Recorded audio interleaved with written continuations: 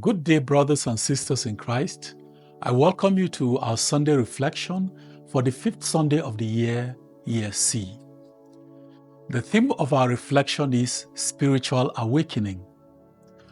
Go away from me, Lord, for I am a sinful man. Luke chapter 5, from verse 1 to 11.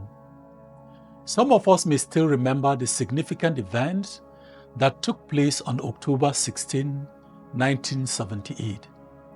That was the day St. John Paul II was elected Pope. Another event that is not reported is the impact of his election on another man. He was a journalist who had grown weary of life. So he checked himself into a hotel with enough whiskey to numb his feelings. But he also had a gun to blow out his brains, in his own words. However, he decided to turn on the radio to entertain himself one last time. Instead of music, Pope John Paul II's acceptance speech was broadcast on the station. The Pope began with the words, "Be not afraid." The moment the journalist heard this phrase, he was deeply moved. He believed it was meant for him. The fear driving him to suicide evaporated, and it was as if he received a new lease on life. He experienced a spiritual awakening and realized that there was more to life than his worries and anxiety.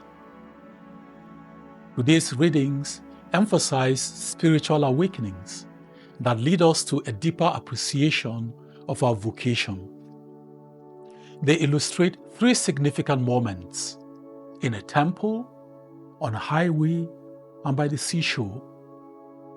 In the first reading, the young Isaiah experiences a powerful vision of God's holiness, realizing that the entire earth is filled with the glory of God.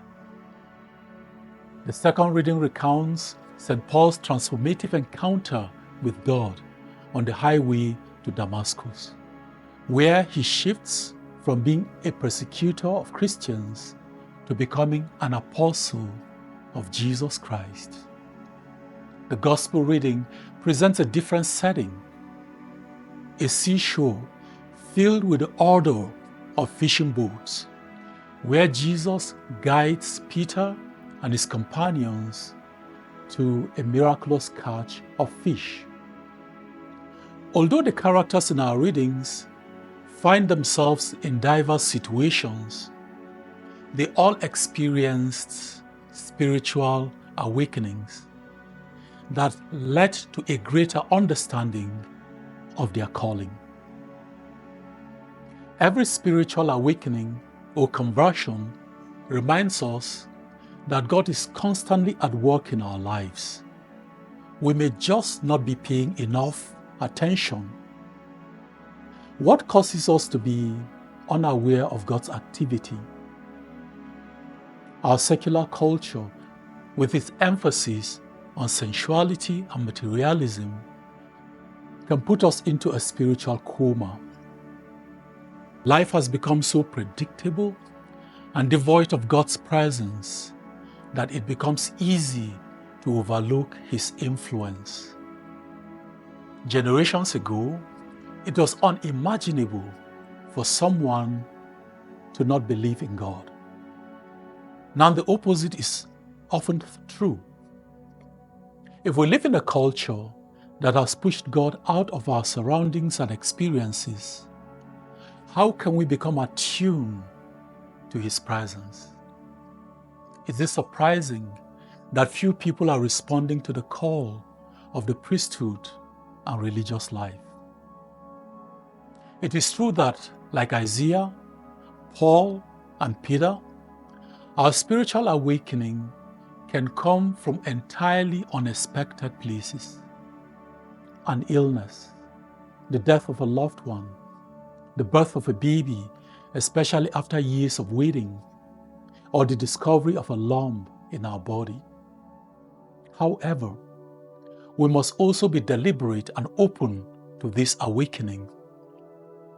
We need to cultivate the ability to slow down Step away from the rat race, break from our usual routines, and practice the presence of God. Brother Lawrence, a 17th century monk, dedicated himself to this practice. It transformed his life so profoundly that his contemporaries noted his composure remained the same, whether he was in the kitchen addressing various requests or in the presence of the Blessed Sacrament. He states, and I quote, "Please remember that I have recommended that you meditate often on God, day and night, during business and recreation. He's always near you and with you. Do not leave him alone. You will consider it rude to ignore a friend who came to visit you. Then why neglect God? Do not forget him. Meditate on him often. Adore him continually. Live and die with him. This is the glorious vocation of a Christian." You could say that this is our profession. End of quote. Removing God from our culture should motivate us to embody God's presence in the world. This is the essence of practicing the presence of God. Like Isaiah, Paul, Peter, and their companions, we are sent into the world with a singular mission: to bear witness to God's presence. This week, I invite you to do the following. Number 1, consider coming for adoration. We are going to have musical adoration here. Adoration is like your charging station. Secondly, the church observes February 11th as the optional memorial of Our Lady of Lourdes and the World Day of the Sick. So on Tuesday, remember to pray for all those who need physical and spiritual healing. Also remember to pray for our healthcare workers. May God be with you always.